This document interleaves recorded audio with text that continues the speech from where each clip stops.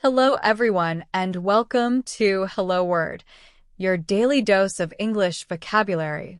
I'm your host, Alex, and I'm thrilled to have you join me today as we explore another fascinating word. Today's word is contrast.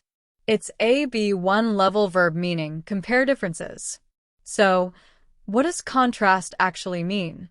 Simply put, to contrast means to compare two or more things in order to highlight their differences. We often use it to show how things are dissimilar or unequal. You'll hear it used in everyday conversations, academic discussions, and even in creative writing. It's a super useful word to have in your vocabulary toolbox.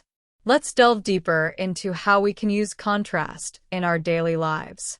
For example, you might say, I want to contrast the benefits of coffee and tea. Or, the artist used bright colors to contrast with the dark background. Now, let's explore some synonyms for contrast. One synonym is compare. While contrast emphasizes differences, compare simply means to examine similarities and differences. For example, let's compare the two reports before making a decision. Another synonym is differentiate, which means to recognize or show the difference between things. For example, it can be difficult to differentiate between identical twins. A further synonym is distinguish, emphasizing the ability to clearly see the difference. I can distinguish the different bird songs in the forest. Still another synonym is discriminate, although this word can have negative connotations in other contexts. In this case, it means to carefully distinguish between things. For example, a wine taster must be able to discriminate subtle flavors. Let's see how these synonyms work in sentences. Instead of saying, the film contrasts the lives of the rich and poor, we could say, the film compares the lives of the rich and poor. Or, the essay differentiates between socialism and capitalism. You could also say, the expert can distinguish genuine artifacts from fakes. Or, the trained eye can discriminate between different types of fabric. Now, let's switch gears and explore the antonyms of contrast. Remember, antonyms are words that have opposite meanings. A key antonym is resemble, which means to look or seem like someone or something else.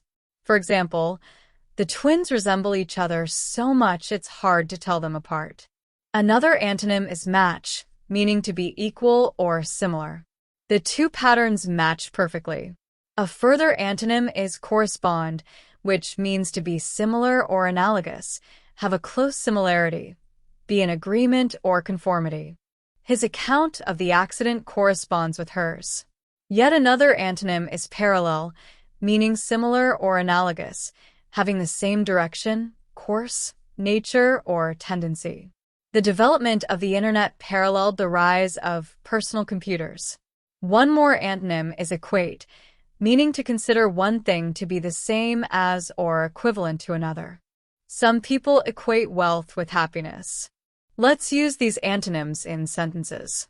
Instead of saying, the two paintings contrast greatly, we could say, the two paintings resemble each other greatly.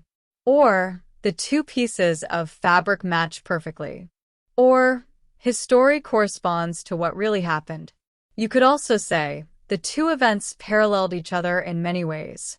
Another example is, many equate success with material possessions. Now, let's look at how contrast can be used in everyday life. You might say, there's a stark contrast between living in the city and living in the countryside.